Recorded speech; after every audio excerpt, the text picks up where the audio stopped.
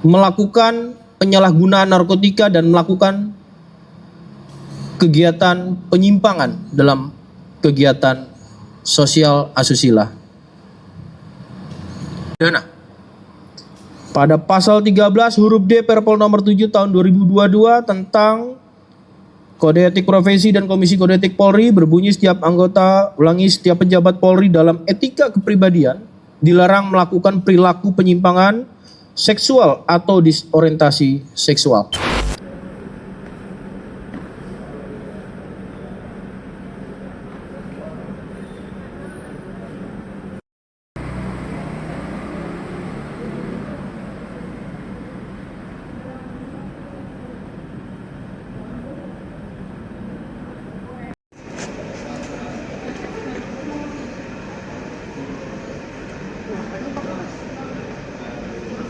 Melakukan penyalahgunaan narkotika dan melakukan kegiatan penyimpangan dalam kegiatan sosial asusila.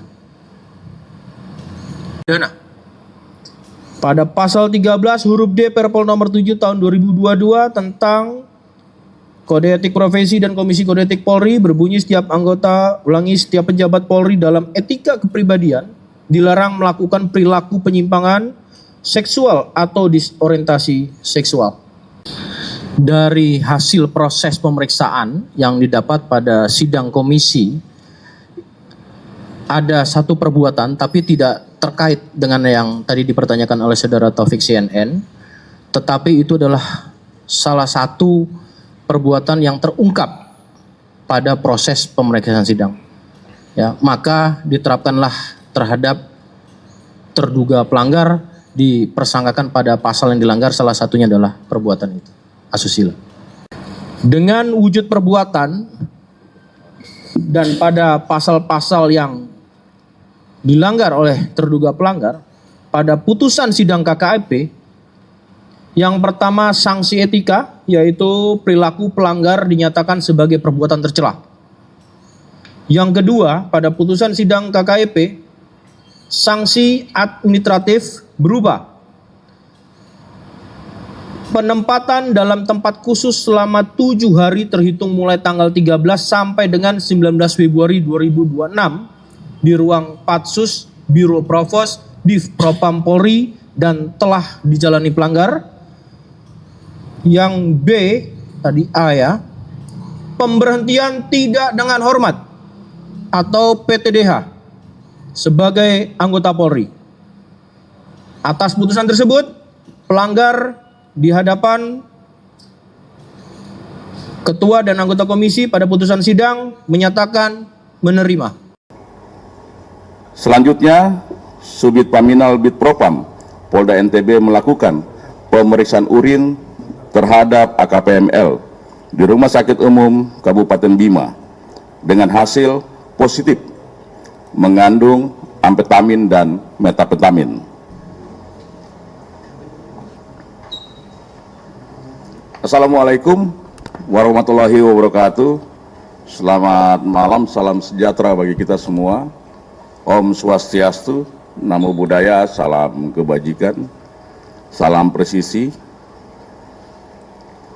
Dalam kesempatan ini, kami ingin menegaskan kembali sebagai institusi penegak hukum yang mengemban amanat untuk memberantas segala bentuk tindak pidana, termasuk tindak pidana narkotika yang merupakan salah satu tindak pidana ekstra ordinary crime atau luar biasa.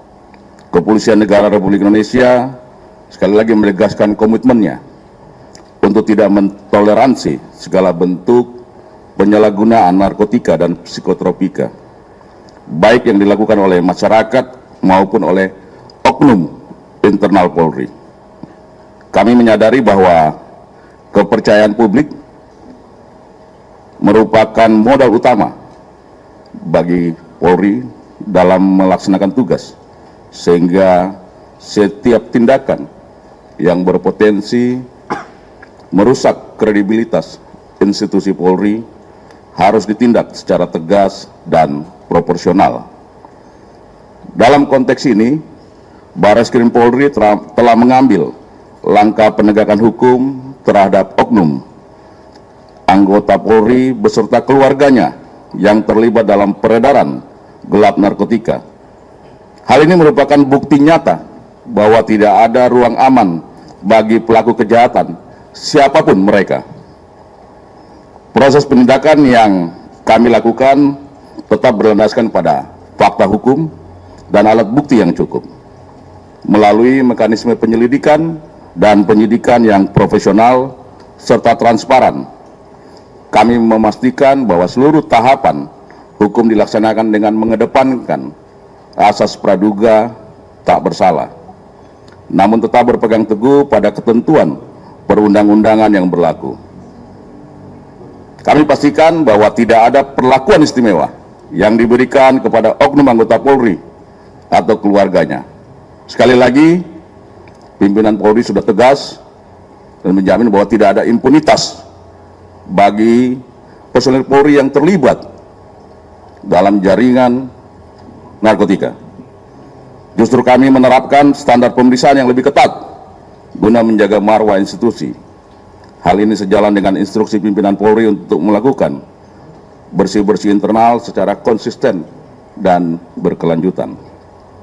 Perlu kami jelaskan bahwa pengungkapan ini berawal dari tertangkapnya 2 orang asisten rumah tangga dari tersangka anggota Polri atas nama Bribka IR dan istrinya atas nama saudara AN, dan ditemukan barang bukti narkotika jenis sabu sebanyak 30,415 gram di rumah pribadi dari tersangka Bribka IR dan saudari AN.